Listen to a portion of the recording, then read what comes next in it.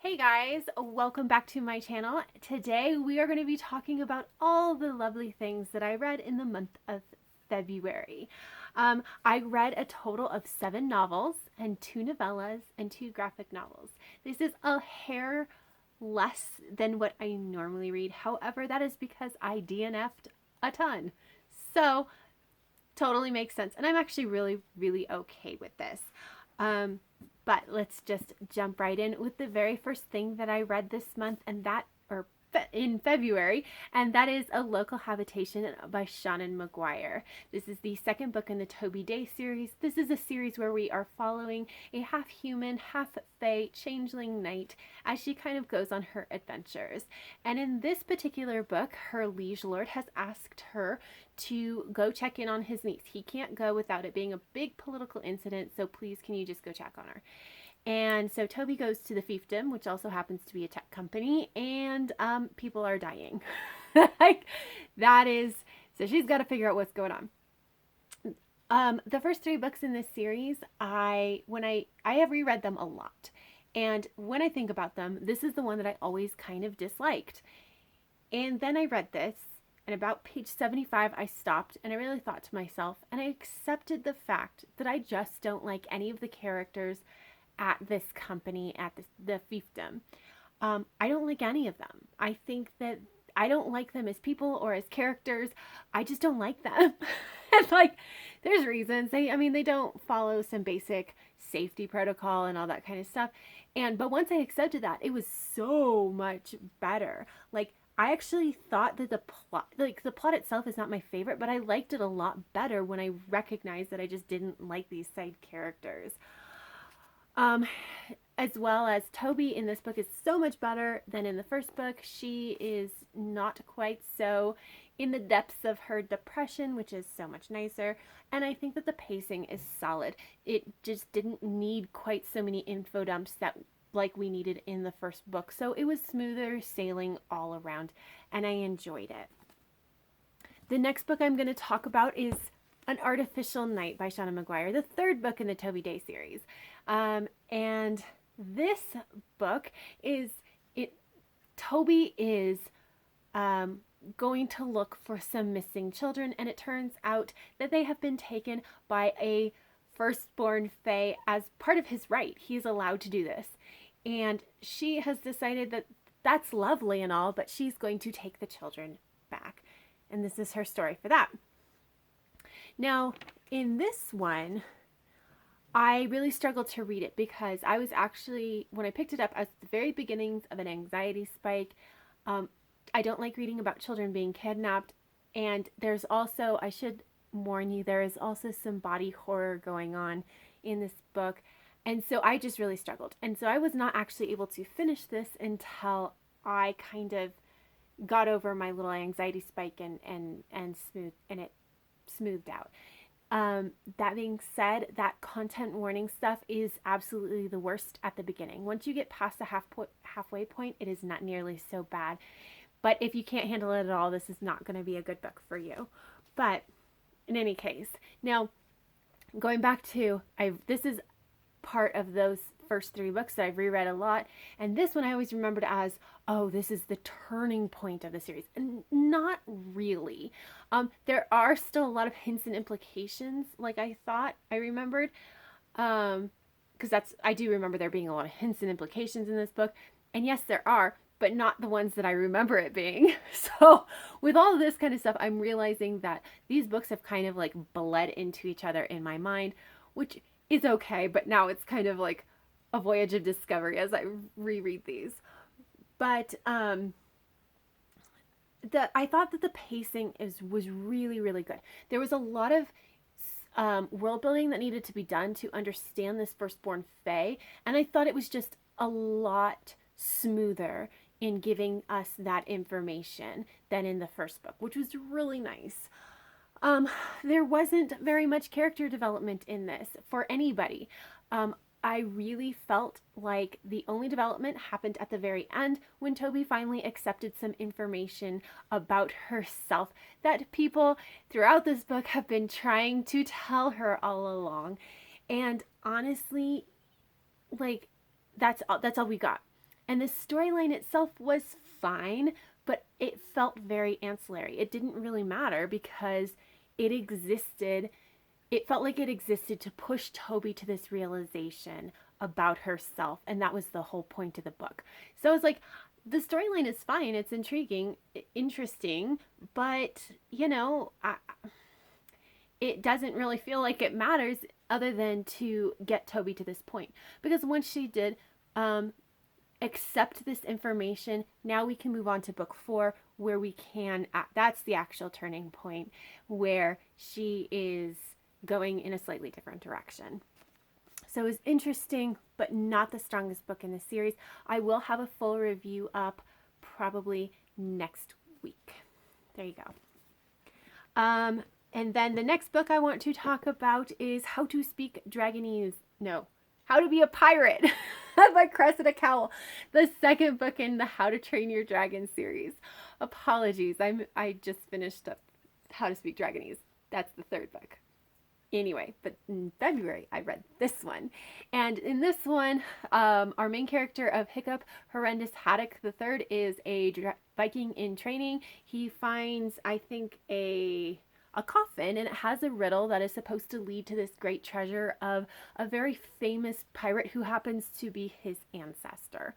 And this read very much like the first book, which is fine. It's an elementary school series. I'm not expecting them to reinvent the wheel every time. But it did really feel very similar. It was enjoyable, though.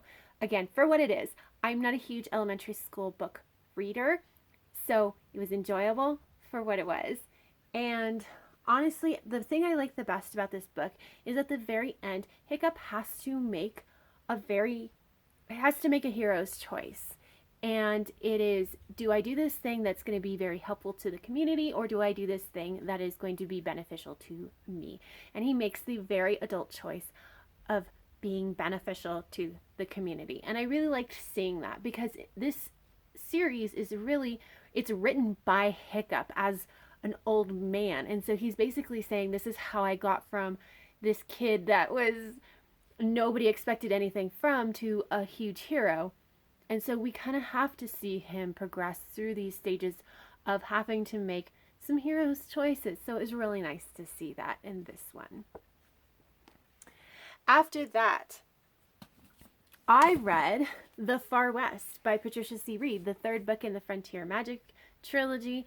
And this is a trilogy that is really the Old West with magic. It is a middle grade series, and we are following our main character of F as she kind of grows and changes and becomes an adult. That's what this series really is. This is the third and final book in this trilogy, so we really got to see her come into her own. By the end of this, she was so much more settled as a person as to who she is and who she's not, and just being very comfortable with that. Additionally, because she has become that person, her twin brother of Lan is not nearly such a poop face to her. He is not nearly so bossy and trying to force her to do things. And that was really nice to see his growth as well. And I really liked that there was a huge emphasis on showing that other people actually were starting to recognize F's worth as someone who has a very different perspective on magic. She was, because of some things, she learned magic very differently than anybody else, and that makes her unusual, and it gives her a very different perspective. And so many people saying, yes, this is valuable, was really cool. And then one of the side characters, by the way, William, loved him in this one. It was so good. The only two things that I really wasn't as appreciative of is I did not like F's family in this. I've always kind of been meh about them, but in this one I was just like, wow, I really don't think I like any of them. So that's a thing. And then the only other thing that I had an issue with is there's a lot of telling rather than showing in this book, but I'm kind of just chalking that up to this being a middle grade series. And I don't usually like middle grade series, but I happen to like this one. And that was really all I had issues with. So overall, a very enjoyable read, and I'm really glad that I read that trilogy. After that, I did read Rogue Protocol and Exit Strategy by Martha Wells. This is novella 3 and novella 4 in the Bot Diaries. Now, in Rogue Protocol, our main character of Murderbot is seeking out some evidence of wrongdoing by a company. And these novellas all kind of ran together in my brain because I read them so close together and they're only 150 pages. So I couldn't exactly remember what this book was about until I got 20 pages in. And then I remembered a big event and then I was very tense reading it. But so I would say that Rogue Protocol is probably my least favorite out of the 4 novellas. However, still a very solid 4 stars. And I do think that this is incredibly important because within this, Murderbot meets some humans on their journey to find this evidence. And these humans have a robot. And Murderbot sees these humans treating this robot as friends, as somebody to be attached to. And of course, and that's a really important thing for Murderbot to see because up until this point, they really haven't seen any humans attached to a robot like that before in like the real world, not just on TV. And so that was an important thing for them to see. But it also meant that Murderbot was so emo in this particular volume. They had so many emotions about it that they just did not know how to deal with. But I did think that it was a very fast-paced, lovely plot, and I love the fact that Murderbot just keeps getting sucked into helping all these humans. And then in the next book, now Exit Strategy is by far and away my favorite book in this series so far. It's just so good. It is so fast-paced. It's action-packed. I like the fact that the character development is believable. The Murderbot that ends this book is not the same Murderbot that we met at the beginning of the first book, but it didn't feel like Murderbot had this huge growth that was unbelievable. It was a believable amount, and I really, really appreciate that. I also really, really liked watching Murderbot's humans interact with Murderbot because, among other things, I loved watching how they accommodated Murderbot's needs and desires. They didn't really, I don't necessarily think that they understood why they needed those accommodations, but they did it anyway, and I really appreciate that. But overall, very enjoyable read. Love this series. I can't wait for the full-length novel that is coming out in May. After that, I did read The Wicked and the Divine, volumes 5 and 6 by Kieron Gillen. This is a series where we are following 12 people who have been incarnated by the gods, and they're these huge superstars. They're loved, they're hated, in 2 years they're all dead. And this is a very interesting, big story kind of thing. And it's a soap opera. It's just this, I describe it that way because that's really the way I have to describe it. It's interesting. It's very, very interesting. Each volume so far has kind of ended on a cliffhanger, which has been understandable given that it's kind of a soap opera. But the ending for volume 6 was huge, and it was definitely a setup for the ending. And we still have 3 volumes left in this series, but I can see where we're kind of going now, whereas I couldn't before. So I'm very, very excited. We are back to having the same illustrator. So before, in volumes 3 and 4, we kept switching, and I just really struggled to follow it, but now we're back to having that same illustrator, and it was just a much more enjoyable read because I didn't have to spend so much time trying to figure out who was talking. So that was very, very helpful. But I enjoyed it, and I am very much looking forward to the rest of the series. After that, I did read Rivals in the City by Y.S. Lee, the 4th book in the Agency series. This series is set in 1860s London, and we are following our main character of Mary Quinn. Now, Mary is part of the Agency, which is a spy agency, and they really lean heavily into this idea that women are underestimated and overlooked, and that makes them the perfect spies. And so Mary is one of the spies. In this fourth book, some antagonists from the first book are coming back. We have to kind of wrap up this series because this is the last book, and I can't give a ton of information about it without spoiling everything. But this is a series that I have really, really enjoyed, like a surprising amount. I did not expect to enjoy it as much as I have, but I did, and I'm so happy with that. This fourth book, unfortunately, was not as good as I was hoping for or even really expecting. It just didn't quite match the quality of the first three books. I thought that the writing did not flow as smoothly. I thought that the certain things were very heavy-handed, like the refresher that we get in the beginning of the novel. Very heavy-handed. The mystery itself, the evil speech of evil from our villain, just all kind of heavy-handed and just like very rough. It wasn't as good. And then the ending itself wrapped up just a little bit too tidily for my particular tastes. That being said, it still was enjoyable. It just wasn't quite the quality that I was expecting. I was kind of expecting to give it a 4.25 stars, and unfortunately, it just landed at about the 3.75 range. So a little disappointing. I will reread this series and see if I still enjoy it as much knowing how the series ends, and we'll see how that goes. After that, I did read Kaos Choreography by Seanan McGuire, the fifth book in the Encrypted series. This series follows a family of cryptozoologists as they are dealing with the monsters that us regular humans do not even know exist. And in this volume, we are following Wrede. She is invited back to a reality dance competition, and she accepts and goes, and some of her competitors are turning up dead. And that's a problem, so she has to investigate. And I liked this book so much, more than I have liked the other books in this series.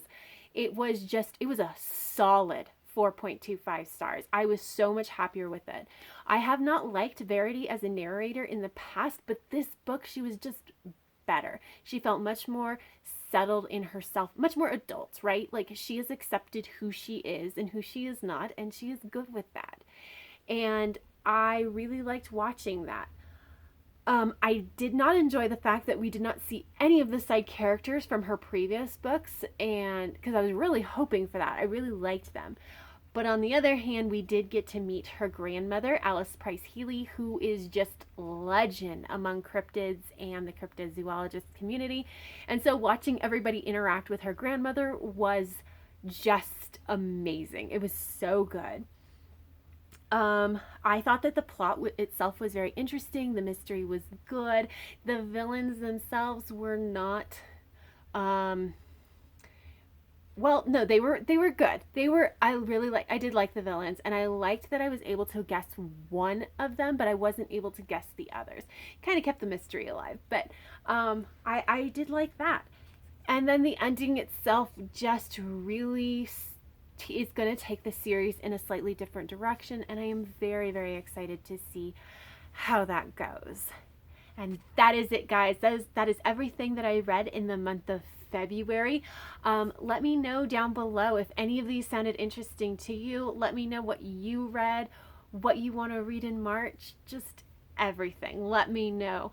But until next time, have happy reading, and I will see you in the next video. Bye.